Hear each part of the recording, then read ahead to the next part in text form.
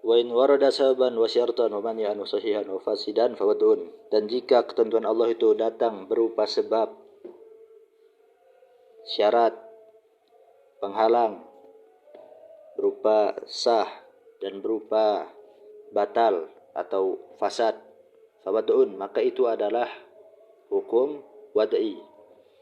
Wa qad urifat hududuha, dan sungguh akan dijelaskan definisi-definisinya. Wal fardu wal wajib mutaradifan. Fardu dan wajib itu adalah sinonim, adalah persamaan kata. Khilafan di Abi Hanifah. Berbeda pendapat Imam Abu Hanifah, khilaf. Nah, kenapa kok khilaf? Apa yang dikhilafin? Kayak mana bentuk khilafnya? Nah, karena menurut Imam Abu Hanifah, beda antara fardu sama wajib. Yang pertama, dari pondasi terbentuknya antara fardu sama wajib itu menurut Imam Abu Hanifah beda. Contoh fardu itu membaca ayat Al-Quran dalam sholat misalkan. Menurut Imam Abu Hanifah fardu. Menurut Imam Abu Hanifah.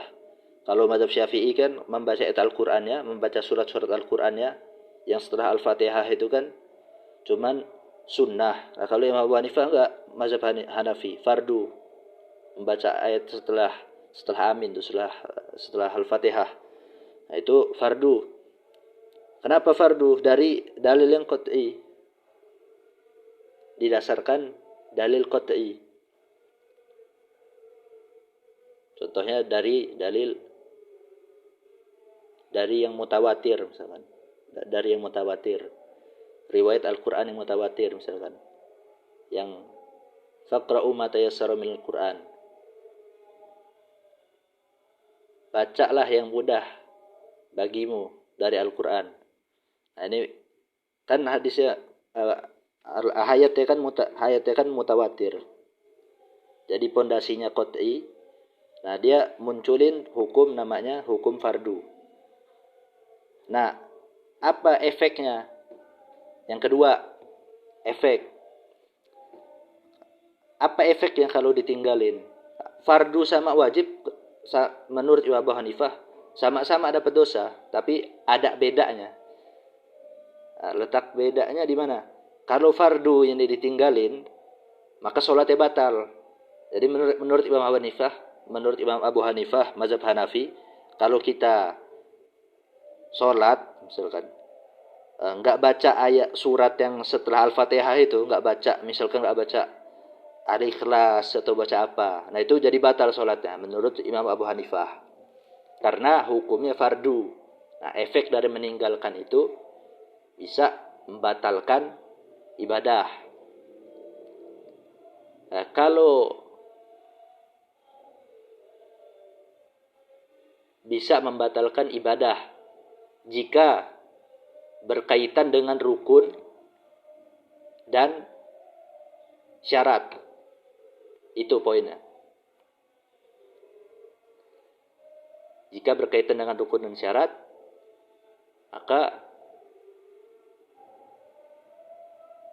poin kedua ini, efek perbedaan efek antara wajib sama fardu. Nah, kalau wajib ini bisa membatalkan ibadah tersebut kalau berkaitan sama rukun sama syarat. Nah, kalau wajib, contohnya ada hadis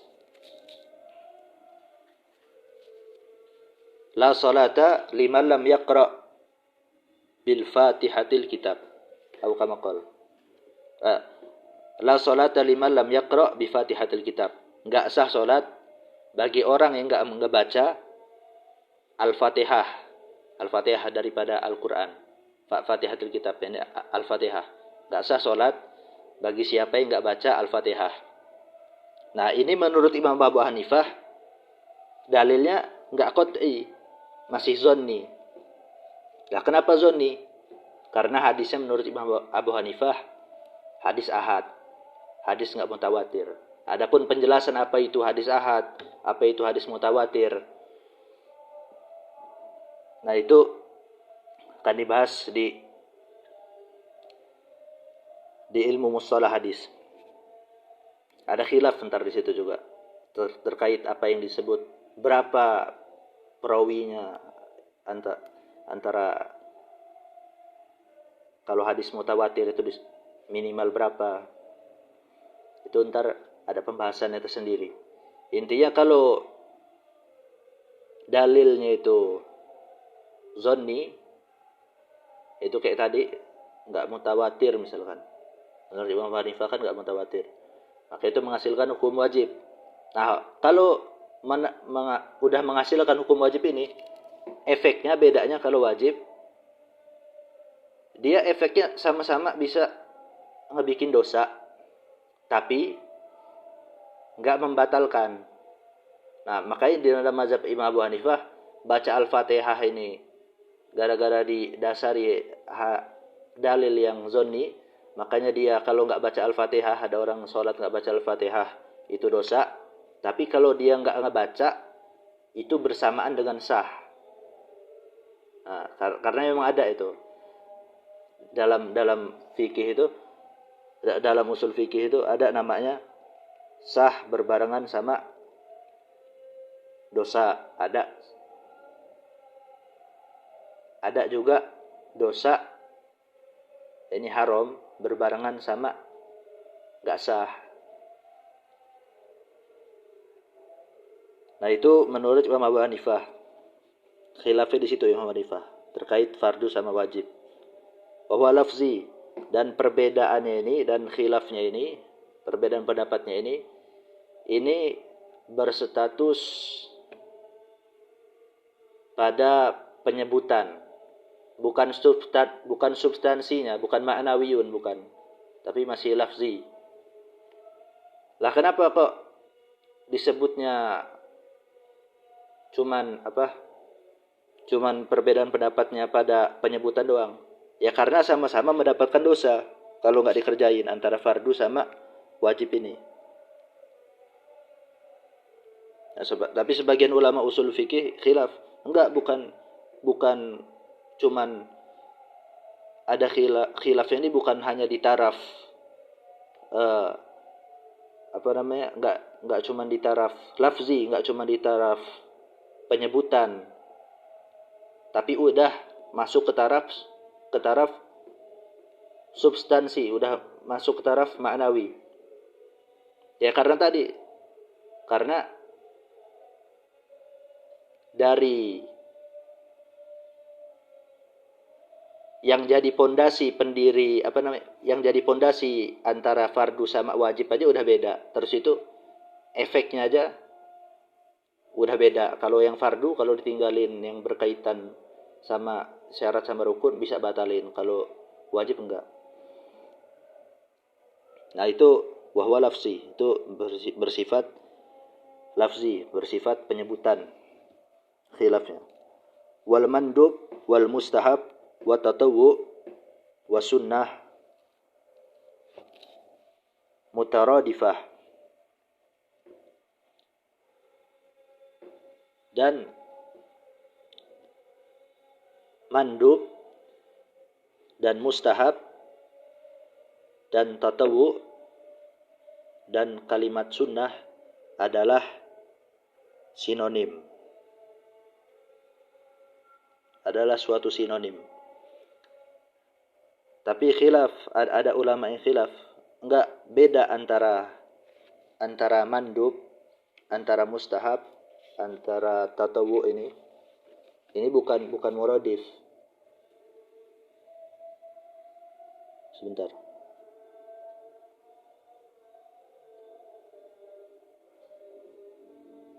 Karena ada ulama mengatakan bahwasanya kalau sunnah itu adalah suatu perbuatan yang selalu dilakuin sama Rasul, gak pernah ditinggalin. Adapun mustahab itu suatu perbuatan yang dilakuin sama Rasul tapi gak terus menerus. Kalau tatawu, satu sebagian ulama usul, usul tatawu ini adalah suatu ibadah yang dari selain Rasul. Contohnya kayak Imam Bukhari selalu ngedawamin sholat sunnah sebelum nulis hadis misalkan. Nah, itu selama nggak bertentangan, ini perkara-perkara yang selama nggak bertentangan sama syariat, diniatkan untuk ibadah, diniatkan karena Allah, nah itu disebut tatawu.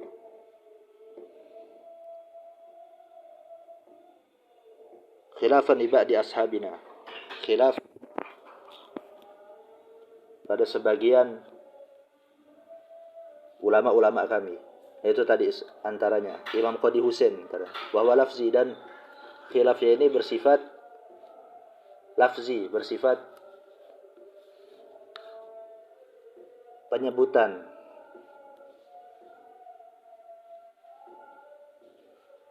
Kenapa kok disebut khilafnya ini masih bersifat penyebutan? Ya karena sama-sama mendapatkan pahala. Makanya disebutnya nggak sampai substansinya. Walaupun khilaf ulama, bukan bersifat lafzi, tapi udah sampai ke taraf substansi dia, udah nyampe ke taraf maknawi. Karena yang jadi pondasi berdirinya hukum antara mustahab apa tadi? Tatawu sama sunnah itu aja udah beda. Makanya udah nyampe substansinya. Wala yajibu bisyuru', dan sunnah itu, perkara yang sunnah itu tidak menjadi wajib dengan melaksanakannya. Nah, misalkan salat sunnah udah takbir Allahu Akbar, nah itu nggak wajib menerusinnya. Karena kenapa nggak wajib? Apa alasan ulama yang nggak mewajibkan meneruskan? Kalau kita udah ngelakuin ibadah sunnah, udah takbir salat sunnah Allahu Akbar, nggak wajib diterusin. Kenapa? Ya karena memulai ibadah sunnah aja itu nggak diwajibin, ya masa meneruskan ibadah sunnah diwajibin? Tapi ada khilafan di Abi Hanifah, khilaf Imam Abu Hanifah. Kalau menurut Imam Abu Hanifah, suatu perkara ibadah yang sunnah kalau udah dilaksanain wajib diterusin. Apapun itu menurut Imam Abu Hanifah. Mau puasa sunnah, apapun, intinya perkara yang sunnah. Tetapi yang enggak mewajibkan ini, ulama yang enggak mewajibkan ini ada pengecualian. Wa wujubu itmamil hajj li'anna naflahu kafardih. Dan wajib menyempurnakan haji yang sunnah, karena nanti haji ini dikiasin sama umroh. Karena haji yang sunnah ini atau umroh yang sunnah ini seperti haji yang sunnah atau umroh yang wajib. Dalam segi apa? Niyatan wa kafaratan wa ghairuhuma. Dalam segi niat, kafaroh, dan selain keduanya.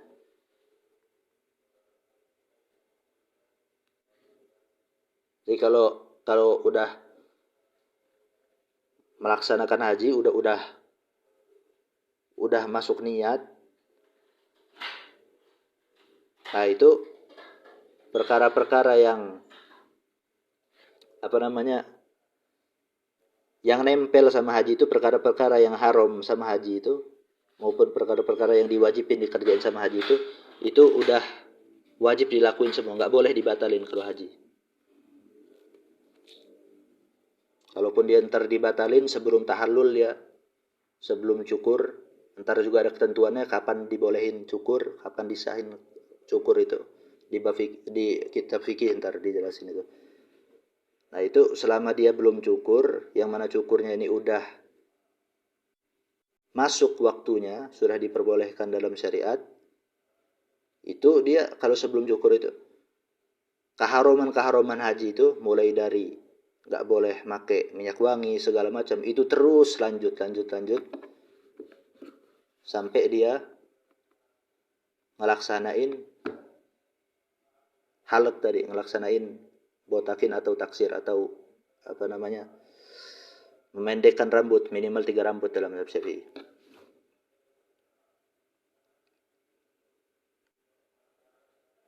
Wasabab ma yudafu al-hukmu ilaihi lita'alluq bihi min haitsu innahu mu'arrif lil hukmi aw ghairihi. Dan sebab itu adalah perkara yang mana suatu hukum itu disandarkan terhadap perkara tersebut. Kenapa disandarkan? Lita'alluqi bih. Karena sebab berhubungan dengan hukum tersebut. Wasabab ma yudhaful hukmu ilaihi lita'alluqi bih. Sebab itu adalah suatu perkara yang mana hukum disandarkan terhadap perkara tersebut, yakni terhadap sebab, karena perkara tersebut, yakni karena sebab itu berkaitan dengan hukum tersebut. Min haitsu innahu mu'arrifun lil hukmi aw ghairi. Dari aspek bahwasanya sebab itu adalah sesuatu yang menjadi petunjuk atas adanya suatu hukum, atau suatu sebab itu menjadi suatu petunjuk atas tidak adanya hukum. Contoh, sebab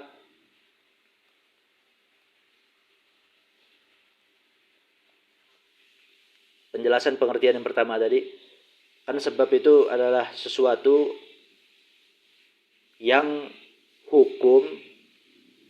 adanya hukum maupun tidak adanya hukum itu bersandar kepada sebab tersebut.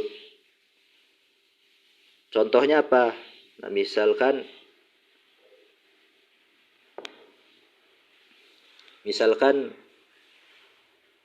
hukum cambuk sama orang minum khamr. Nah, sebabnya apa? Minum khamr. Terus itu akibatnya apa? Dicambuk. Nah, kalau nggak minum khamr, itu kan kalau dicambuk. Nah, itu kan berarti sebabnya ini menunjukkan adanya suatu hukum, yakni dicambuk. Nah, gitu juga kalau nggak adanya, kalau sebabnya ini nggak ada, yakni sebabnya ini suatu sebab yang menunjukkan bahwa hukum itu nggak ada. Sebabnya apa? Nggak minum khamr. Sebabnya nggak minum khamr, maka cambuknya juga nggak ada. Wasyartu ya'ti. Dan kalau syarat penjelasannya akan datang. Tapi langsung aja di sini. Dalam lubul usul, sebab itu adalah syarat itu adalah mayalzamu min adamihil adam walazamu min wujud wala adam. Suatu perkara yang mana kalau perkara ini ada, suatu perkara yang mana kalau perkara ini enggak ada, maka perkara yang disyaratkan itu wajib enggak ada. Contoh syarat sholat wudhu. Enggak ada wudhu, enggak bisa ada sholat. Sholatnya enggak sah. Terus selanjutnya definisinya, wala yalzamu min wujud wala adam. Nah, kalau syaratnya ini, wudhunya ini ada, nah ini terserah yang disyaratkan. Sholat misalkan disyaratkan wudhu, terserah sholatnya mau ada mau enggak, terserah. Enggak jadi wajib kita wudhu tiba-tiba sholatnya jadi wajib, enggak enggak menuntut kewajiban sholat. Tapi kalau enggak adanya syarat ini, enggak ada wudhu, Ya ini mengharuskan sholatnya juga nggak ada. Nah itu kalau syarat. Itu ada di Lubul Usul itu. Imam Zakaria Al-Ansari. Nah jadi. Walmani'u al-wasful wujudi al-zahir al-mundabit. Suatu penghalang. Itu artinya al-mani itu artinya ini suatu penghalang artinya adalah al-wasful wujudi az-zahir adalah suatu sifat suatu perkara yang ada suatu perkara yang ada suatu sifat yang ada yang mana dia ini zahir jelas al-mundabit terdefinisikan tergambarkan terbatasi al-mu'arrif naqidul hukmi yang mana dia ini menjadi pertanda atas kebalikan suatu hukum. Contohnya apa? Kal ubuwah fil qisas, seperti sifatnya kebapaan, seperti adanya pangkat bapak, adanya kebapaan, jadi bapak itu. Fil qisas di dalam hukum qisas. Contoh bapak bunuh anak. Nah itu bapaknya nggak bisa dikisos, tapi ntar ada hukuman lain. Ya ini bapaknya nggak bisa dibunuh. Karena kenapa? Kok nggak bisa dibunuh? Karena adanya anak, bukan adanya bapak. Bapak ke atas ya. Ya karena kalau kakek juga begitu, nggak bisa kakek bunuh cucu, kakeknya dibunuh. Tapi ntar ada hukuman lain. Belum tentu. Karena kenapa kok Islam anak bunuh bapak kok nggak dibunuh juga bapaknya? Ya, karena belum tentu hukum ngebunuh itu bisa apa namanya itu hukum yang paling bikin orang jerah. Ini tuh supaya di hukum yang lain itu lebih mengikat. Ada hukum penjara bisa diantar, bisa kena hukum penjara. Ada di pembahasan hukum jinayat ntar. Bisa juga dia dihukum, dibuat cacat badannya, misalkan. Itu kan lebih menyiksa. Hidup tersiksa itu kan lebih baik mati daripada hidup kayak gitu. Hidup tanpa, misalkan, tanpa tangan, tanpa kaki, matanya dibutain, misalkan bapak bunuh anak, misalkan.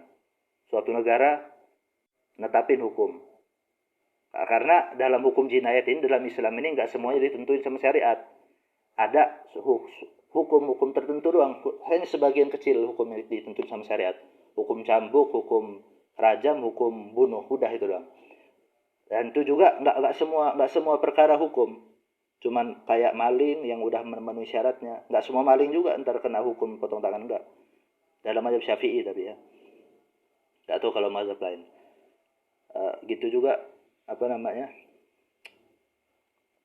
minum khamar itu kan ada hukum cambuk, tapi nggak semuanya itu sudah ditentuin sama syariat. Nanti syariat kasih ketentuan gimana? Kasih ketentuan ke hakim melalui kebijakan seorang hakim. Bisa aja ntar hakimnya ini bikin peraturan, barang siapa yang membunuh anaknya sendiri atau kakek yang membunuh anaknya sendiri akan dihukum, matanya dibutain, terus itu kupingnya dibikin tuli, terus itu mulutnya dibikin bisu, tangan kaki dua tangannya dicopotin, dibuntungin, dua kakinya dibuntungin sebagai hukuman atas dia bunuh anaknya sendiri. Nah itu kan jadi lebih berat daripada, lebih baik mati kan bapaknya itu atau kakeknya itu atau buyutnya, intinya ke atas lah, mau 10 keturunan ke atas lah. Nah itu